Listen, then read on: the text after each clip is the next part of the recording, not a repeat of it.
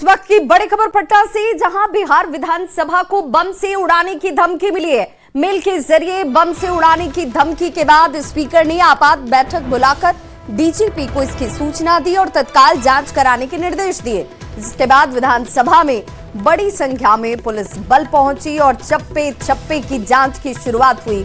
Dog squad के साथ सुरक्षा कर्मी विधानसभा की बारीकी से जांच करते दिखे। साथ ही मेल भेजने वाले की भी जांच की शुरुआत कर दी गई है।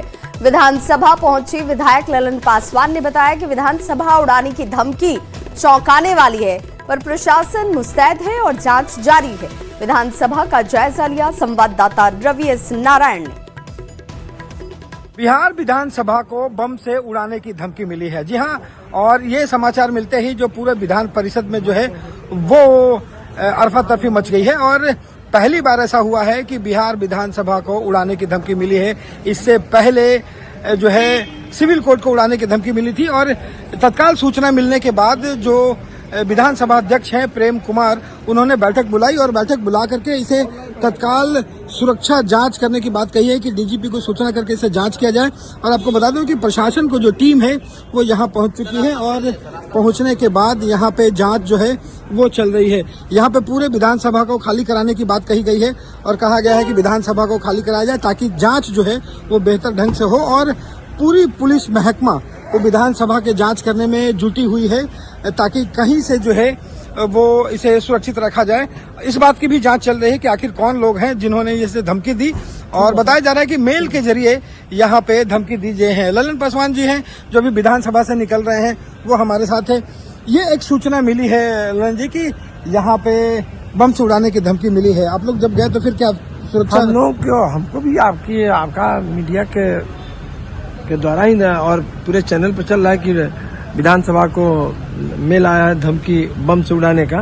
हम लोग भी आश्चर्य करते हैं कि बिहार में इस तरह की बात, ये पहली बार इस तरह का संसदीय राजनीति में हुआ है। लेकिन अंदर जो जांच है वो पूरी जांच हुई। हाँ, वो पूरी तरह पहले भी कई बार इसका सब चीज कर चुका है लोग। पूरा प्रशासन यहाँ अध्यक्ष जी बैठक वैठक कर चुके हैं, देख रहे हैं कि बैठक वैठक हो चुका है, पूरा प्रशासन अलर्ट है। तो जो मेल के जरिए यहाँ पे विधानसभा उड़ाने की जो बात कही गई है, जो धमकी आई है, इसे न सिर्फ पूरे विधानसभा को जांचा जा रहा है बल्कि किसने मेल किया, कहाँ से मेल आया, ये कौन लोग हैं जो ये बातें कहे, उन तमाम बातों की भी जो है वो पुलिस प्रशासन जांच में लग गई है। पटना से रवि एस नारायण की रिपोर्ट। छपरा के मशरक और पानापुर शराब कांड में अब तक 5 लोगों की मौत हो चुकी है, जबकि अलग अलग अस्पतालों में 7 लोग इस वक्त इलाज करवा रहे हैं। 5 लोगों को छपरा सदर अस्पताल में भर्ती करवाया गया। सदर अस्पताल में भर्ती मरीजों में मिंटू का नाम भी शामिल है, जिसकी आंखों की रोशनी जा चुकी है। मिंटू की पत्नी नीतू देवी पति की हालत को देखकर परेशान है और शराबबंदी पर सवाल उठा रही हैं।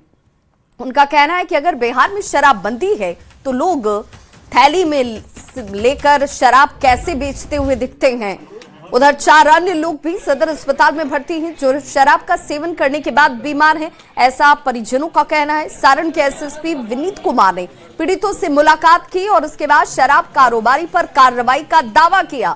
उन्होंने कहा कि इस मामले में एसआईटी का गठन किया जा चुका है और एसआईटी बहुत जल्द इस घटना में शामिल लोगों को गिरफ्तार भी करेगी। हम मने करे नहीं जरा न जाए पिए तो चोरा जाके पिए नहीं दारू। हाँ, कल मंगल के पीले, मंगल के दिन के पीले बनी। हाँ, तो कल ओकरा बाद आँख से धुधरा लौके लगल। तब से तबीयत बिगड़ल है? 10 बजे से। 10 बजे से बिगड़ल। क्या कहता है, क्या बताओ? आँख से धुधरा लौकता। पीले क्या है, दुकान में पीले रहने दो साथी पीले? वो ट्यूशन कर जाके पीले रहनी। कितना से दारू पियला में जाए? ढेर दिन से। दारू मिल जाला? हाँ, मिल जाला, झोरा में ले लेके बेचे ला लोग। काम करके आवत रहे तो स्पीड के 2 पोलोथीन पी तो मंगलवार तो कुछ ना भर, बुधवार की शाम के आँख में धुंधलापन दिखाई दे। फिर तनी सब वो दिन कम दिखाई दिलक, आज बढ़ा। मम्मी से कहनी है कि ऐसे ऐसे होता, देखो ना वाइट लोग को खाली। हाँ, धुंधलापन। शराबबंदी के विरुद्ध जो अभियान है जिला पुलिस का, जिला एक्साइज का, वही बस्तर पर जारी है आम जनता से आपके माध्यम से हम अपील करेंगे, कहीं भी किसी प्रकार की संदिग्ध गतिविधि की सूचना आपको मिलती है तो आप कृपया हम लोग को सूचित करें ताकि हम उस पर कार्रवाई कर सकें। इसके अलावा जो एहतियातन जो है जिले की सभी थानाओं को अलर्ट कर दिया गया है। जिला प्रशासन और पुलिस समन्वय में काम कर रही है। किसी भी प्रकार की कोई भी संदिग्ध घटना की सामने आती है तो हम उसकी जाँच कराएंगे। SIT का गठन ग्रामीण एसपी के नेतृत्व में किया गया है ताकि इसमें जो भी घटनाएं हो रही हैं, जहां से भी जो रिपोर्टिंग आ रही है उसकी तह तक हम लोग पहुंच सके। पुराने केसों को भी खंगाला जा रहा है। तो छपरा के मशरक और पानापुर में संदिग्ध मौत के बाद सारण के डीएम ने सदर अस्पताल पहुंचकर बीमार लोगों से जाकर मुलाकात की। डीएम बीमार लोगों के इलाज की मुकम्मल व्यवस्था करने के निर्देश देते हुए भी नजर आए। मीडिया से बातचीत में डीएम ने कहा कि कुछ लोगों की मौत की सूचना मिली जिसकी प्रशासन की ओर से जांच करवाई जा रही है। पिछले 24 घंटे में जिला प्रशासन ने 160 जगहों पर छापेमारी की है और बड़ी मात्रा में शराब को बरामद करने के बाद नष्ट किया गया। छापेमारी के दौरान कई शराब कारोबारी भी गिरफ्तार किए गए। डीएम ने लोगों से अपील की कि बिहार में पूर्ण शराबबंदी लागू है, ऐसे में लोग शराब का सेवन न करें। सभी केसेस को हम लोग बहुत ही सूक्ष्मता से देख रहे हैं और लगातार शराब की जब्ती के लिए और पुलिस के द्वारा और एक्साइज की टीम के द्वारा संयुक्त रूप से अभियान चला करके कार्रवाई की जा रही है। पिछले 2-3 दिनों में लगभग 160 स्थानों पे छापेमारी की गई और कई लोगों को गिरफ्तार भी किया गया है। इसके अलावा पूरे साल अभी जनवरी से लेकर अभी तक काफ़ी भारी मात्रा में हम लोगों ने छापेमारी की है और लगातार हम लोग इसमें कार्रवाई कर रहे हैं। सभी लोगों से मेरी यही अपील है कि शराब से दूर रहें। राज्य में शराब प्रतिबंधित है, शराबबंदी लागू है। अगर किसी भी प्रकार की किसी को कोई मेडिकल समस्या हो रही है, हमारे अस्पतालों में डॉक्टर्स रहते हैं, लगातार उनके द्वारा सभी का इलाज किया जा रहा है। तो मुख्यमंत्री नीतीश कुमार समृद्धि यात्रा के तहत खगड़िया पहुंचे और उसके साथ उप मुख्यमंत्री सम्राट चौधरी, मंत्री विजय चौधरी और मदन सहनी की मौजूदगी भी नजर आई। मुख्यमंत्री नीतीश कुमार खगड़िया के बाईपास सड़क का निरीक्षण करते हुए दिखे और इसके बाद संसारपुर मैदान में कई विभाग की ओर से लगाए गए स्टॉल्स का जायजा भी सीएम ने लिया। अधिकारियों के साथ बैठक कर उन्होंने विभिन्न योजनाओं की प्रगति की समीक्षा की। मुख्यमंत्री ने खगड़िया को 304 करोड़ की योजनाओं की सौगात दी है, जिसमें 284 करोड़ की योजना का उद्घाटन और 43 करोड़ की 35 योजना का शिलान्यास शामिल है। 4 योजनाओं की स्वीकृति हुई। आप सब लोगों से बात करते थे, तो जिन पर काम चल रहा है आज जिन्हें शीघ्र पूरा किया जाएगा। खगड़िया में मेडिकल कॉलेज एवं अस्पताल का निर्माण कराया जा रहा है। बागमती नदी पर पुल का निर्माण कराया जा रहा है।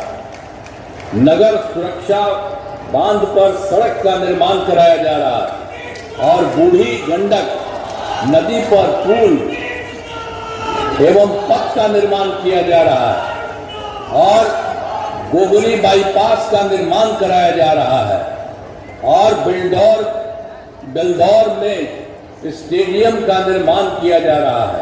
आज प्रगति यात्रा में आए मुख्यमंत्री जी, खगड़िया का कोड़ बन गया था स्टेशन रोड, उसको भी ठीक कराने का काम आपने किया और आज बाईपास, इस बाईपास पर आप गए, पूरा चकाचक बाईपास बन गया।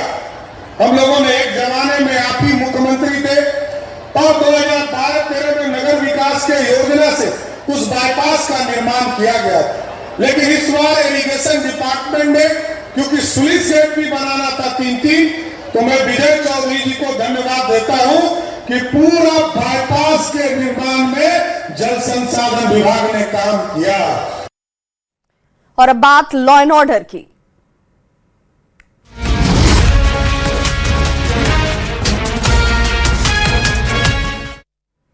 और बड़ी खबर आ रही है पटना से, जहां पर सीओडी जबलपुर से AK-47 की चोरी मामले में बड़ा फैसला सामने आया। एनआई की विशेष अदालत ने 5 आरोपियों को दोषी करार दिया है।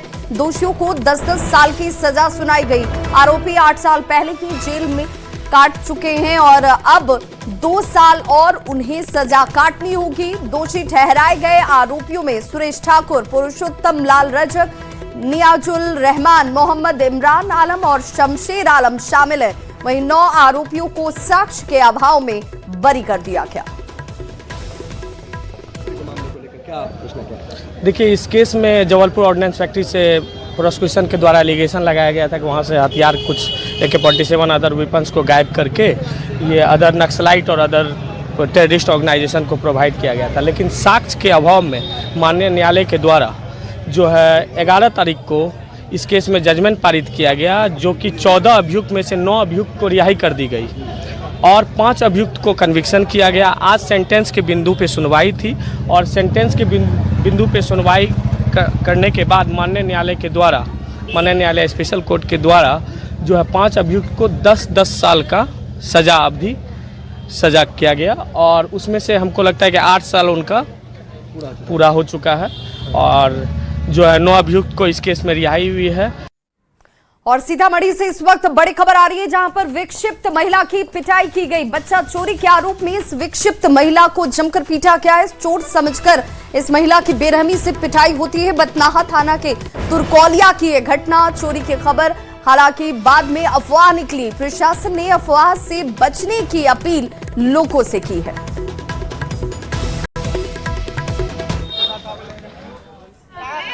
तो चोर समझकर देखिए, एक विक्षिप्त महिला जो मानसिक तौर पर ठीक नहीं है उसकी पिटाई की जाती है।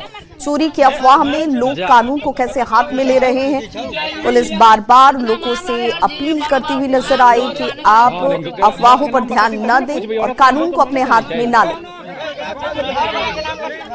खबर शिवहर से, जहां पर तरियानी छपरा थाना क्षेत्र के सुल्तानपुर गांव में शादी की हल्दी की रस्म के दौरान खुशियों का माहौल उस वक्त दहशत में तब्दील हो गया जब लड़की से कथित छेड़छाड़ के विरोध में गोली चला दी गई। इस घटना में एक युवक गंभीर रूप से घायल हुआ है, जिसे इलाज के लिए SKMCH मुजफ्फरपुर रेफर किया गया। आरोप है कि गांव के ही सर्वेश कुमार और बसंत कुमार ने रमेश कुमार पर गोली चलाई। घटना के बाद मौके पर अफरा तफरी मच गई। सूचना मिलते ही थाना प्रभारी मौके पर दलबल के साथ पहुंचे और जांच शुरू की गई। पुलिस ने पूछताछ के लिए कुछ लोगों को हिरासत में लिया है। घटना की सूचना पर शिवहर के पुलिस अधीक्षक भी मौके पर पहुंचे और बताया जाता है कि इस मामले में अब तक 3 लोगों को गिरफ्तार किया गया है। अन्य आरोपियों की तलाश जारी है। पुलिस ने यह भी कहा कि घटना में शामिल किसी भी शख्स को बख्शा नहीं जाएगा। तरियानी छपरा थाना अंतर्गत एक सुल्तानपुर गांव है। यहाँ पर एक लड़की की शादी से पूर्व मेहंदी समारोह चल रहा था। उसी समारोह के अंतर्गत नाच गाने के दौरान कुछ लड़की के साथ छेड़छाड़ का मामला हुआ, जिसमें 2 परिवारों के बीच में विवाद हो गया। इसमें गोली चलने की बात सामने आई है। जिस व्यक्ति को गोली लगी है पीठ पे, उसका नाम है रमेश कुमार, जिसका पिता रामबली महतो। उसके पीठ पे गोली लगी है और अभी वो मुजफ्फरपुर रेफर किया गया है, वहाँ पे इलाजरत है। इन 2 व्यक्तियों का नाम आ रहा है इसमें गोली चलाने में उनको। और अब नजर डालते हैं देश और दुनिया की खबरों पर।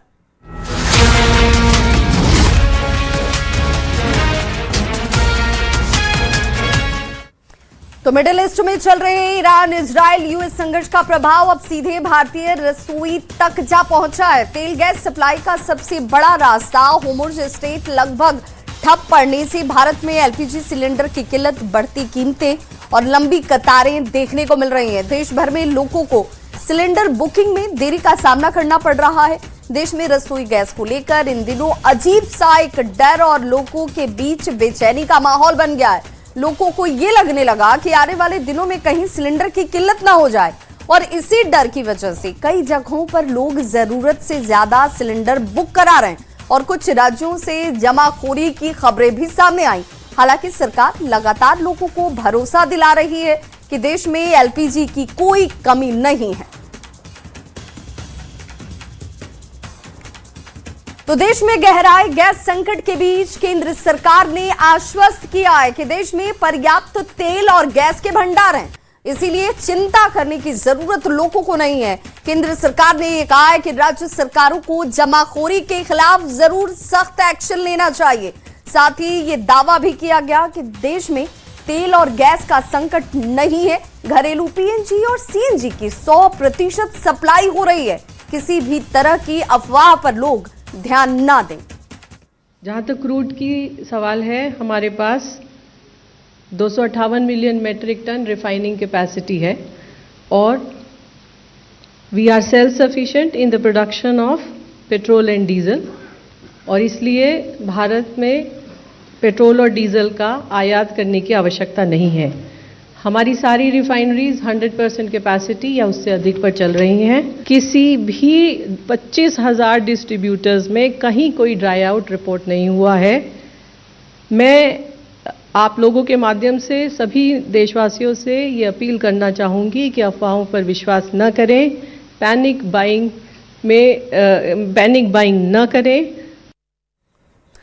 और इधर प्रधानमंत्री नरेंद्र मोदी ने ईरान के राष्ट्रपति मसूद पेजेस्कियान से फोन पर बातचीत की। इस दौरान प्रधानमंत्री ने मिडिल ईस्ट के हालात पर चर्चा की।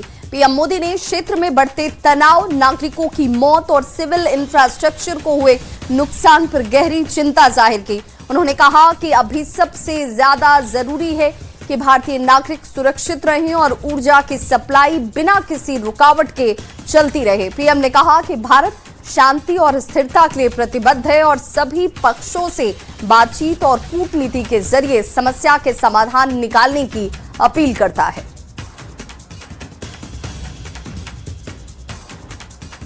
तो एलपीजी गैस की कमी का असर बिहार में भी देखने को मिल रहा है। मामला मुंगेर के सदर अस्पताल का, जहां गैस की कमी की वजह से अस्पताल में चल रही जीविका दीदी की रसोई को फिलहाल आम लोगों के लिए बंद कर दिया गया, जबकि मरीजों को मिलने वाले भोजन के मेन्यू में बदलाव करने की मांग की गई है ताकि गैस की खपत कम से कम हो सके। जीविका दीदी का ये कहना है कि रसोई गैस की आपूर्ति नियमित रूप से नहीं हो पा रही। अभी जो सिलेंडर बचा हुआ है उससे सिर्फ 2 दिन का खाना बन सकता है। जीविका दीदी ये भी कहती नजर आई कि अगर जल्द एलपीजी का सिलेंडर सामान्य रूप से नहीं मिला तो मरीजों के लिए भी भोजन बनाना मुश्किल होगा। हालांकि अस्पताल प्रबंधन ये कह रहा है कि उन्हें हालात की जानकारी है और जल्द ही इसके समाधान निकालने की कोशिश जारी है। अभी जो है गैस का स्थिति बहुत खराब है। हम लोग के पास 1 गो सिलेंडर है, जिसके कारण कि अभी 1 से 2 दिन हम लोग किसी तरह दे पा रहे हैं, वो भी अच्छी तरह से बना के नहीं दे पा रहे हैं, लेकिन 2 दिन किसी तरह चल जाएगा। लेकिन मेरे पास अगर इस तरह का प्रॉब्लम रहा, गैस नहीं मिलेगा, तो फिर आगे हम पेशेंट को भी नहीं दे पाएंगे। बहुत परेशानी हो रहा है। यहाँ वार्ड का खाली मिलता है, यहाँ भी बहुत दिक्कत हो रहा है। गैस मिल रहा है? नहीं, बहुत परेशानी हो रहा है। गैस दीदी भी करने के लिए तो नहीं मिला। नहीं। तो फिर आप लोग कैसे बना रहे खाना? वो थोड़ा सा रखा हुआ है, दिखे ना कितना धुक में बना के पेशेंट को तो दिया जाता है ना। तब खाना वाना क्या बंद है यहाँ पर? हाँ, बंद है।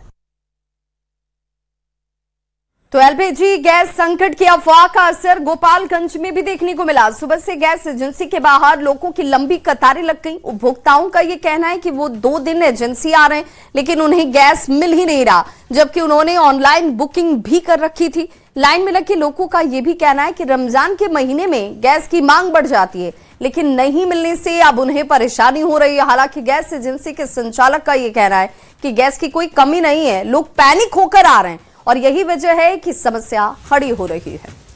रमजान का महीना है, इसमें हम लोग सिलेंडर समय से नहीं मिल रहा है, यही प्रॉब्लम है। पूरा आदमी परेशान है। कितने देर से आप लोग यहाँ? सुबह हम लोग 9 बजे से खड़े हैं यहाँ पर। लोगों पैनिक बनाए हुए हैं। जो सप्लाई जैसे पहले भी आती थी, आज भी आ रही है। कमर्शियल में थोड़ा सा शॉर्टेज है, मान सकते हैं, लेकिन लोगों का है कि कहीं दूध लगा हुआ है, कहीं ना मिले, इसलिए स्टॉक करके रखें। पश्चिम एशिया में युद्ध का 14वां दिन है। ईरान और इजराइल दोनों ही एक दूसरे पर जमकर मिसाइलें और ड्रोन को दाग रहे हैं। इजराइल ने लेबनान के दाहिए में कई इमारतों को तबाह कर दिया। दूसरी तरफ अमेरिका मिडिल ईस्ट में अपना सबसे आधुनिक मिसाइल डिफेंस सिस्टम थाड तैनात करेगा। जो इस बीच इजराइल पर ईरान ने ड्रोन और मिसाइलों से हमला कर कई इमारतों को नेस्तनाबूद किया। तस्वीरें इस वक्त आपके टीवी स्क्रीन पर हैं और महायुद्ध किस तरीके से घातक होता नजर आ रहा। 14वां दिन ईरान के अहवाज की बात करें तो यहां पर इजराइल के हमले में IRGC और बसीज के कई ठिकाने तबाह हो गए।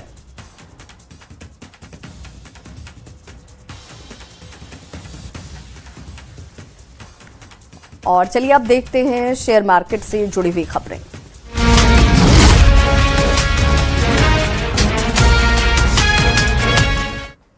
भारतीय शेयर बाजार 13 मार्च को लगातार तीसरे कारोबारी सत्र में गिरावट के साथ बंद हुए। पश्चिम एशिया युद्ध के बीच शेयर बाजार में भारी गिरावट देखी गई। निफ्टी 23,200 के नीचे फिसल गया और वहीं सेंसेक्स में 1,471 अंक की गिरावट देखी गई। आज लगभग 899 शेयरों में बढ़त दर्ज की गई। 3,200 शेयरों में गिरावट आई और 125 शेयरों में कोई बदलाव नहीं हुआ।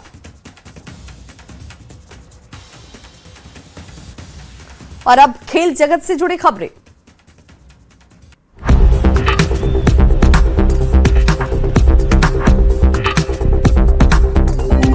भारतीय क्रिकेटर कर्ण शर्मा देवघर के बाबा धाम पहुंचे, जहां उन्होंने वैदिक मंत्रोच्चारण के बीच बाबा बैद्यनाथ की विधिवत पूजा अर्चना की। पुरोहितों ने संकल्प कराकर विशेष पूजा करवाई। पूजा के बाद कर्ण शर्मा ने कहा कि बाबा के दरबार में आकर आत्मिक शांति और सकारात्मक ऊर्जा मिलती है। तस्वीरें आपके सामने। उन्होंने देशवासियों की खुशहाली और समृद्धि की भी कामना की। बहुत अच्छी है, सब ने बहुत हेल्प की, पंडित जी ने बहुत हेल्प की, बहुत अच्छे से दर्शन हुआ। यही चाहता हूँ कि देश में शांति बनाए रखें। आईपीएल में अलग अलग टीमों के साथ आप जुड़े रहे हैं, लगातार 3 बार का आईपीएल विजेता भी रहे हैं। कैसा अनुभव रहा है पूरी क्रिकेट जर्नी का? नहीं, बहुत अच्छा अनुभव रहा है। जो मेहनत की थी, बचपन से सोचा था वो हुआ है। सब भगवान की कृपा।